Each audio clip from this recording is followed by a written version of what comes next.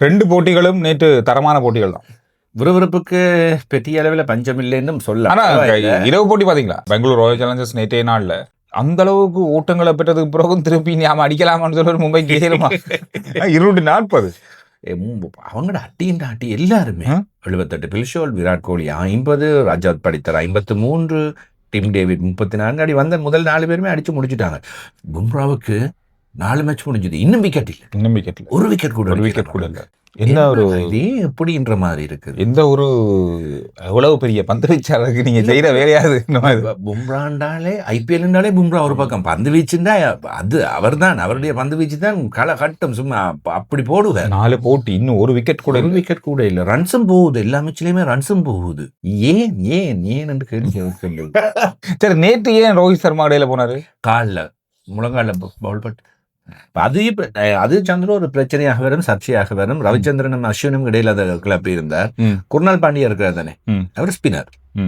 அவர் என்னடாண்டா bouncer போடுறார், வேகமா பந்து வீசுறார். அப்படி ஒரு பந்துல நேற்று குர்னால் பாண்டியோட பந்துல தான் அடிபட்டது கால். அப்படி போடக்கூடாது. இப்ப இன்னும் அப்படி ஒரு ரூல்ஸ் இல்ல. நீங்க வந்து சுழல் பந்து வீச்சுன்னா நீங்க எப்படி ஃபாஸ்டா போடல. அந்த வேகம் வந்து அந்த அளவு இருக்கு தானே, விதிமுறையில இல்ல. அதே மாதிரி ஃபாஸ்ட் பவுலர்ஸ் வந்து ஸ்லோவாகவும் போடுவாங்க தானே. இப்ப இதுல அந்த விதி இல்ல.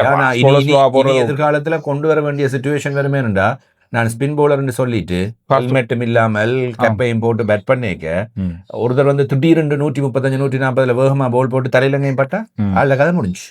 இப்ப நேற்று கிட்டத்தட்ட அதே மாதிரி ஒரு விஷயம் தான் நடந்திருக்கு. அப்ப ஸ்பின்னர் தானே என்று தானே அதுக்கேற்ற மாதிரி தானே பேட் பண்ணுவேன். பேட் பண்ணிக்க போல் கடும் வேகமா வருதுண்டேக்க உடம்புல உபாதைகளை ஏற்படுத்த வாய்ப்பு இருக்குது. ரோஹித் சர்மா விளையாடாம வெளியே போயிட்டார். நல்ல ஆரம்பிச்சவர், 13 போல்ல 19, 2 பவுண்டரி, ஒரு சிக்ஸர், நல்ல ஆரம்பம் இருந்தது. ரோஹித் சர்மா வெளியால போனது மும்பை இந்தியன்ஸுக்கு மிகப்பெரிய பாதிப்பு தான். அவர் அடிப்பார், அடிச்சு சில வேளை 100 120 அடிச்சு தாக்கி விட்டுருவார். அவருடைய துடுப்பாட்டத்தை நாங்க சொல்லவே இல்லை. அதனால அவர் இல்லாமல் போனதுன்றது மும்பை இந்தியன்ஸ் அணியின் தோல்விக்கு முக்கியமான காரணம். பெரிய ஓட்ட எண்ணிக்கை அங்கே பார்த்தா ஒரு 30 25 18 தோல்வி. ஹார்திக் பாண்டியா அடிச்சு கொடுத்தாரு 22 40, ஷெஃபன் ருதர்ஃபோர்ட் 31 போல் 71. ரோஹித் சர்மாட அந்த இடைவெளி பெரிய இடைவெளி தான். நேற்று மும்பைக்கு வெற்றி பெறக்கூடிய வாய்ப்பு நிறைய இருந்தால் 2 பக்கம் ஓட்டங்களை பெற்றாங்க. ஓட்டங்கள் குவிக்கப்பட்டது. ஆனால் அந்த பந்து வீச்சு கொஞ்சம் முறுக்கமாக போய்விட்டது பெங்களூருடைய. அதனால வெற்றியினை பெற்றுக்கொண்டார்கள். ரோஹித் சர்மாட இழப்பு பெரிய இழப்பு. ஆர்சிபி பலமாகவே செல்கின்றது தொடர்ந்து அவர்களுடைய அந்த போது. ஆனால் இப்ப விராட் கோலியும் இன்ஜர்ட் ஆயிருக்கிறார் நேற்றைய மேட்ச். நேற்று ஒரு வெளியில வேற இல்லை அன்றது. ரோஹித் சர்மா விராட் கோலி 2 பேருமே இல்லையா, அப்படி ஒரு நிலைமை வரும்டா. இப்ப ஐபிஎல் வேற, தோனி இல்ல, ரோஹித் சர்மா இல்ல, விராட் கோலி இல்ல என்ற சிச்சுவேஷன் வரும்டா. என்னடா இந்த மாதிரி போய் இப்பவே அப்படிதான் இருக்கு. சூடு பிடிக்கிறது போதாம இருக்குது. இந்த முறை பரவலாகவே பேசப்பட்டு கொண்டிருக்கின்றது. இந்த நிலைமையில இவங்களும் இல்லையா, என்ன ஆகும்? ரசிகர்கள் கொதித்து போயிடுவார். முதல் போட்டி ஆனா முதல் போட்டி ஒரு வச்சு நல்ல போட்டின்னு சொல்லலாம். ஆர்சிபி இந்த மேட்சுக்கு முதல்ல Lucknow super giants, Gujarat titans. Lucknow super giants Rishabh Pant அணி. எனவே அவர்கள் ஆரம்பத்தில் கொஞ்சம் தடுமாறி போயிட்டார்கள். ஒரு மாதிரியாக அவர்களும் போராடி வெற்றி வருகின்றவர்கள் வந்து இப்படியே போறாங்கன்னு சொல்லலாம். நல்ல பேட்டிங்னு சொல்லி நேற்று யாருமே இல்லை, எல்லாருமே அடிச்சாங்க. ஆனா அந்த முக்கியமான பேட்ஸ்மேன்ஸ் நின்று அடிச்சிருந்தா பெற்ற 164 வந்து 200 கொண்டு போயிருக்கலாம். 8 விக்கெட்டுகள் விழ அந்த சிக்கல் குறைஞ்சு போயிடும். மறுபுறத்தில் நாங்கள் சொல்லிக் கொண்டிருக்கின்ற சுப்மன் கில் மீண்டு வந்துட்டார். அவர் மீண்டதுமே டீம் அவர் ரன் அடிக்கிறார் என்ற ஓப்பனிங் பேட்ஸ்மேன். அவர் ரன் அடிக்கிறதுனால டீமுக்கும் ரன்ஸ் கிடைக்குது. 40 பந்தில் 56, கொஞ்சம் ஸ்லோ இருக்குது. கில் அந்த ஸ்டைல் தானே. அதனால மறுபுறத்தில் ஜோஸ் பட்லரும் திருப்பி வந்தது. இந்த பட்லர் முதல் 2-3 மேட்ச்ல ஃபெயிலியரா போயிட்டு. ஆனா பட்லர்ன்றது பெரிய விஷயம். பட்லர் ஃபோமுக்கு வந்தா வெரி சாரி, மெட்ட அணிகளுக்கு பந்து வீச்சாளர்களுக்கு அடித்து பிரித்தி கொண்டு அந்த ஃபோம் வந்து அவர் வந்துட்டார். அதனால குஜராத் டைட்டன்ஸ் இனிமேல் பெரிய சிக்கல் ஒன்று எல்லாத்துக்கும் கொடுக்கும் என்று நாங்கள் எதிர்பார்க்கலாம். எனக்கு தெரிஞ்சு இந்த 2 அணியும் அவ்வளவு பெரிய இதை கொடுக்க வாய்ப்புகள் குறைவு, சரியான குறைவு. அப்பப்பதான் இவங்க வந்து பந்து வீச்சு இறுக்கமாக இருக்குது சந்திர. இப்ப முகமது சிராஜ், ரபாடா, பிரசீத் கிருஷ்ணா, ரஷீத் கான் இருக்காங்க. இவங்கள நல்ல பந்து வீச்சாளர்கள் இருக்காங்க.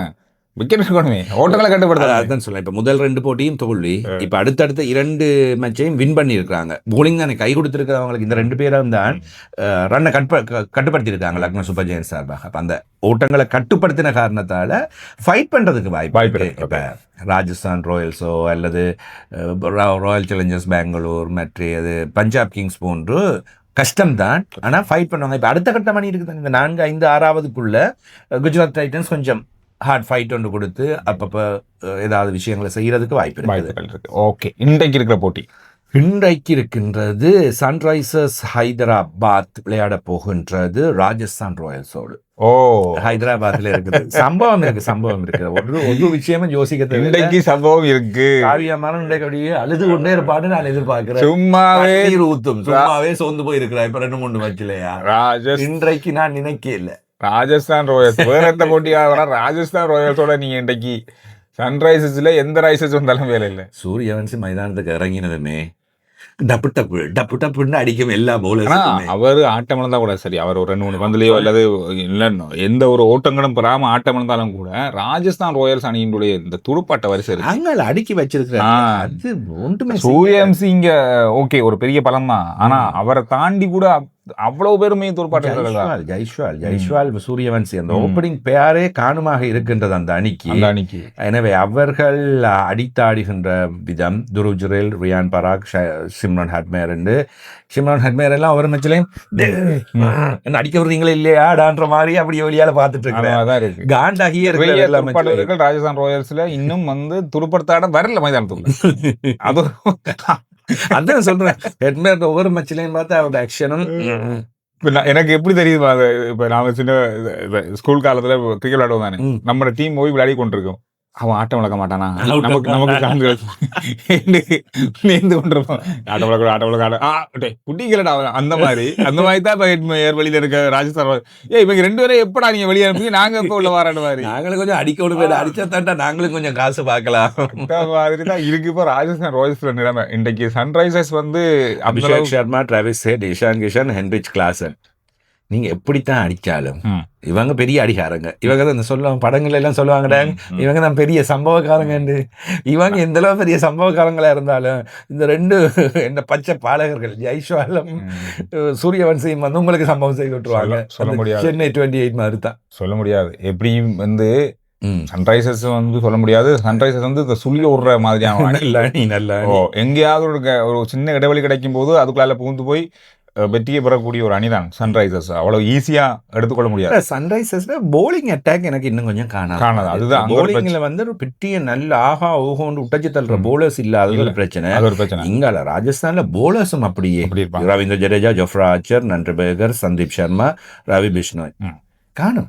அதுதான் பிரச்சனை. இப்ப இவர்களோட போலிங் எடுத்து பார்த்தோம்னு சொன்னா பிரஃபல் ஹிங், ஏஷான் மாலிங்க, ஹர்ஷால் பட்டேல், சிவங்குமார் இவர்களோடு நிதிஷ்குமார் ரெட்டி யாருமே இன்னும் பெரிய அளவில் ஆகா ஓஹோன்னு இல்லாதது இல்லை. முதல் மேட்ச் வென்றாங்க. அதுக்கு பிறகு இப்ப சன்ரைசர்ஸ் ஹைதராபாத் தொடர்ச்சியாக தோல்விகளை அடைந்து கொண்டிருக்கின்ற அணி. புள்ளிப்பட்டியலில் பார்த்தோம்னா ராஜஸ்தான் ராயல்ஸ் 4 போட்டிகளையுமே வெற்றி பெற்று முதலிடத்தில் இருக்கிறது. SRH 4 மேட்சில் 1 வின், 7வது இடம். நெட் ரன் ரேட் இப்போ எப்படி பார்த்தாலும் 2 புள்ளிகளை பெற்றிருக்கின்ற அணி 3 இருக்குது. இன்றைய தோத்தா 9க்கும் போகக்கூடிய வாய்ப்பு இருக்கின்றது. எனவே சகல அணிகளும் 4 போட்டிகளையும் பூர்த்தி செய்து விட்டார்கள். ஒரு புள்ளி பட்டியலையும் லைட்டாக நாங்கள் சொல்லிவிட்டான் எல்லாம். Rajasthan Royals 8, Punjab Kings 7, RCB 6, Delhi Capitals 4, Gujarat Titans 4, Lucknow super Giants 4, SRH Mumbai Indians CSK 2, KKR இன்னும் வின் பண்ணல. அந்த மலையால ஒரு பாயிண்ட்ஸ் கிடைச்சது. அவ்வளவுதான். வின் பண்ணவே இல்லையா? 4 மேட்ச் முடிஞ்சும் இன்னும் விளையாடலையே. இப்ப நாளைக்கு அவங்க விளையாடுவாங்க. அப்ப பாப்பேன் CSKயும் KKR நாளைக்கு 2 ஒரே தரத்துல இருக்காங்க. புது வருஷ கொண்டாட்டம் நாளைக்கு உங்களுக்காக இருக்கும்.